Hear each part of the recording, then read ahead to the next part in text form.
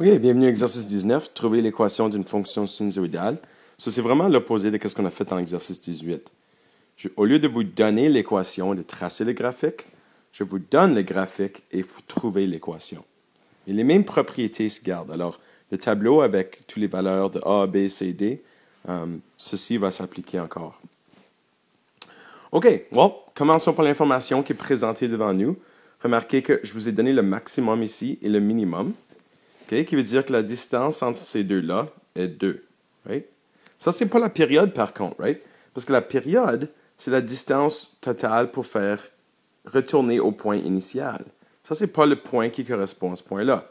Ça va descendre et ça remonte. Right? Alors, ça, c'est la moitié de la période, qui veut dire que la période est donc égale à 4. Puis quand je vous donne la période, puis je sais que l'équation, c'est période égale à 2pi divisé par b, je peux trouver la période en disant, ou la valeur de b, en faisant 2pi divisé par p. Okay? Puis, depuis que la valeur de p est 4, b est égal à 2pi divisé par 4, qui veut dire que b est égal à pi sur 2. Alors ça, c'est une des valeurs que j'ai besoin pour mon équation. Maintenant, l'amplitude, vous allez trouver ça en regardant le total entre le min et le max. Alors, si vous regardez, ça, c'est 10. Right? Ça, c'est la distance entre max et min. Et ceci veut dire que l'axe central sera la moitié chemin. Right? Qui veut dire que ici, on a une distance de 5. Et ici, j'ai une distance de 5 si je retourne à l'axe central. Et l'axe central se trouve encore exactement entre les deux, min et max. So, ça vous donne l'information, je disais, de A et D. Right? So, pour A et D, A va être égal à 5. Ça, c'est l'amplitude. J'espère que vous pouvez voir ça. Et ensuite, l'axe central ici, qui est la distance moyenne entre le min et le max. C'est le max et le min. Et ça, ce serait 1. Donc, D est égal à 1 ici. So, vraiment, la seule chose qui nous reste à trouver, c'est la valeur de C. Mais C va dépendre de quelle fonction qu'on travaille avec. Si je travaille avec, on va commencer avec le graphique cosinus, parce que je pense que c'est plus facile à trouver. So, si je travaille avec y égale à cos x, okay? N'oubliez pas que le graphique y égale à cos x, c'est le graphique qui commence au max et retourne au max, right? Ça, c'est le graphique normal cosinus. So, max, retourne au max. So, vraiment, il faut que je trouve où se trouve le maximum sur notre graphique. On remarque que le maximum se trouve à x égale à 0 ici. Ça, c'est le maximum du graphique. Qui veut dire que je n'ai pas bougé le graphique de droite à gauche. Il est resté là. L'amplitude a multiplié ça. On l'a monté par 1. Mais on n'a pas bougé de droite à gauche. Alors, si j'ai y égale à cos x, c sera égal à 0. Parce que le maximum se trouve sur l'axe des y. Maintenant, qu'est-ce qui arrive si je travaille avec le graphique y égale à sin x? Okay, sur le graphique y égale à sin x, ça, c'est le graphique qui est comme ça. Well, remarquez que je n'ai pas ce point-là donné. Le point où je commence, je croise l'axe des x et je monte dans une direction positive, ça, c'est le point de départ pour le graphique sinus. Remarquez que ce point-là ne se trouve pas sur notre graphique. Si je continuais ici, il se trouverait là, ou si je continue ici, il se trouverait là. Alors, au lieu de travailler avec le graphique y égale à sin x, moi, je vais travailler avec le graphique y égale à négatif sin x, parce que ce point-là se trouve sur le graphique. So, y égale à sin x, négatif sin x, est ici. So, le point de départ de notre graphique y égale à sin x, négatif sin x, est ici, où ça va dans une direction négative, et ça croise l'axe central. Well, ça, c'est ce point ici sur notre graphique. Alors, si je commence avec ce point-là, et je trace ce graphique-là, ça, c'est une courbe négatif sin, right? Alors, si ça, c'est le point de départ pour la courbe négatif sin, on a bougé le graphique. D'habituellement, on commence sur l'axe des x, right? Et y à l'origine. Maintenant, on a bougé 1 à la droite. Okay? Alors, on a, avec y égale à négatif sin x, on a fait c égale à 1. 1 à la droite. Alors, les équations finales seraient ceci. Y égale a, qui est 5, cos, la valeur de b est pi sur 2, x plus 0, right? So, juste x, et plus 1. Ça, ce serait l'équation dans cette forme ici. Alors, A, B, C et D. Maintenant, l'autre, pour sinus, je vais avoir y égale négatif 5, parce que je suis en train de tracer le graphique négatif sin. Right? OK, so y égale négatif 5 sin de pi sur 2, x moins 1. 1 à la droite, right? 1 à la droite, alors le 0 est 1 à la droite, et plus 1. Ça, ce sera l'équation de la graphique. OK? On va faire une couple d'autres exemples. J'espère que vous pouvez apprendre à travers des exemples. OK, même idée ici. Alors, j'ai présenté une courbe. Alors, voici une courbe complète. Je vous ai donné des points spécifiques sur la courbe ici. Je pense qu'on peut concentrer sur ces deux points-là. OK? Alors, si vous regardez bien, la distance entre ces deux points-là, ce n'est pas une courbe complète. J'espère que vous pouvez voir que c'est 3/4 d'une courbe. Alors, je vais juste tracer les 4 sections de la courbe. Il y a une section ici, right? Une section là. J'aime couper la courbe en 4 sections. Une section ici et une section là. Ça, c'est une courbe complète. Remarquez que la distance entre ces points-là est toujours exactement la même et la hauteur de chaque boîte est aussi exactement la même. Alors, la courbe est 4 sections, pas identiques, mais en termes de forme, plus ou moins la même.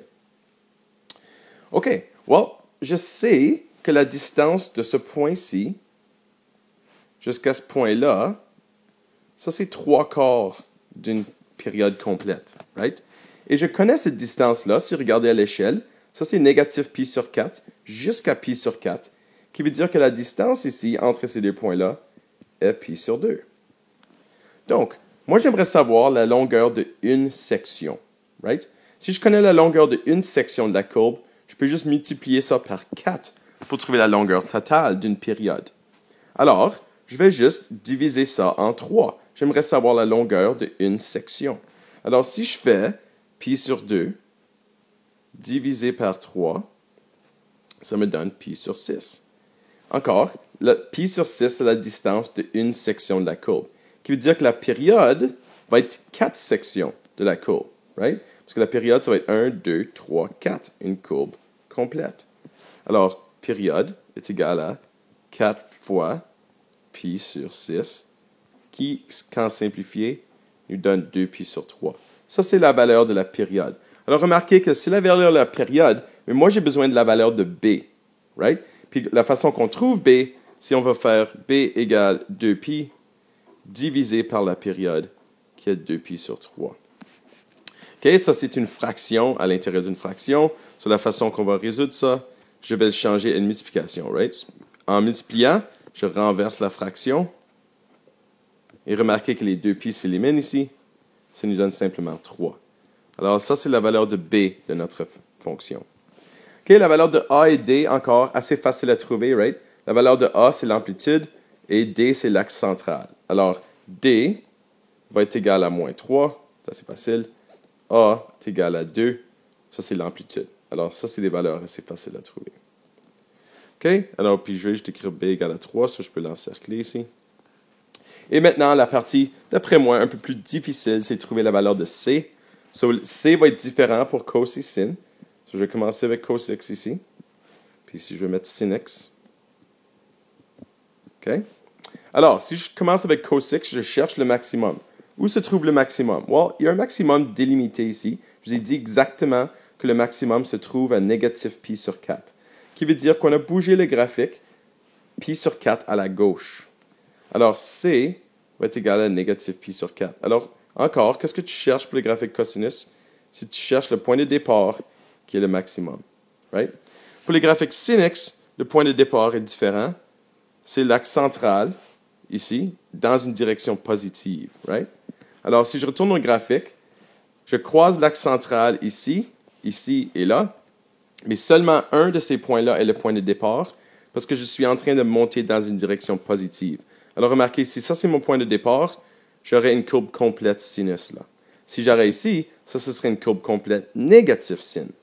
Okay? À cause que je connais ce point-là, je sais que ce point-là se trouve à pi sur 4, je vais utiliser ce point-là. On va utiliser le graphique positif sin. Alors, C va être égal à positif pi sur 4, parce que j'ai pi sur 4 à la droite. OK? Et maintenant, je peux donner les équations des deux graphiques. Alors, j'ai y égale à 2, ça c'est la valeur de A, right? Cos B qui est 3x plus pi sur 4. Alors, faites attention ici. Ça, c'est quand est-ce que ça c'est égal à 0? C'est quand x égale à négatif pi sur 4. N'oubliez pas, ça c'est x moins pi sur 4. Alors, si c'est négatif, alors c'est moins pi sur 4 qui donne positif. OK? Et ensuite, moins 3 pour la valeur de D. OK, so encore, la meilleure façon de regarder à ça pour C, c'est de dire, well, quand est-ce que ça c'est égal à 0? C'est égal à 0 quand x est égal à négatif pi sur 4. OK? Et sinus, même chose, sauf que c'est un petit peu différent. So, 2 sin de 3x moins pi sur 4 ici. Right? Quand est-ce que c'est égal à 0, ceci? Quand x est égal à pi sur 4 et moins 3. Et voici vos deux équations qui représentent exactement le même graphique. OK, un dernier exemple. Encore, cherchez qu'est-ce que vous connaissez du graphique. Bon, j'ai une période complète ici, right? Ça, c'est une courbe complète négatif sin x. Alors, si tu commences ici, ça, c'est négatif sin. Parce que tu vas dans la direction négative, tu commences sur l'axe central et tu finis sur l'axe central. Alors, la période ici est égale à 2. Parce que j'ai une courbe complète dans un intervalle de 2. Et qui veut dire, si je connais la période, je peux trouver la valeur de B. C'est un B. 2pi divisé par la période qui nous donne pi. So, la valeur de B est égale à pi. Okay, quelque chose à remarquer. Quand la valeur de B est égale à quelque chose pi, comme pi sur 2, 2pi sur 3, les choses comme ça, l'échelle va être des unités. Ça va être des entiers. Si B est égal à 3, par exemple, à cause que c'est 2pi divisé par 3, votre échelle va être en pi, parce que vous n'avez pas éliminé les pi en nommant les périodes. OK? B est égal à pi. Maintenant, amplitude, encore, ça c'est assez facile. J'espère que vous pouvez voir que l'amplitude ici est 3. La distance entre l'axe central et le max ou le min, right, qui est 3. Et l'axe central est négatif 4. So, A est égal à 3, D est égal à négatif 4. OK? Et ensuite, continue un petit peu, juste pour trouver les valeurs de y égale à cos x. OK, so où est-ce que le maximum se trouve?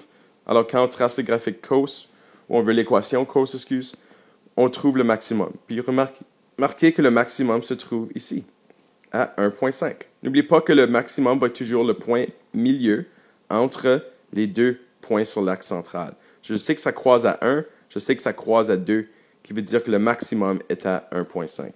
Alors, C est égal à 1,5. OK, so, je vais trouver une coupe de valeurs de C pour sinus ici. Si j'avais Y égale à négatif sin x, ce serait quoi le déplacement? Bon, le déplacement de négatif sin, encore remarquez, si je commence à 0 ici, je commence à négatif sin, qui veut dire C serait égal à 0 ici.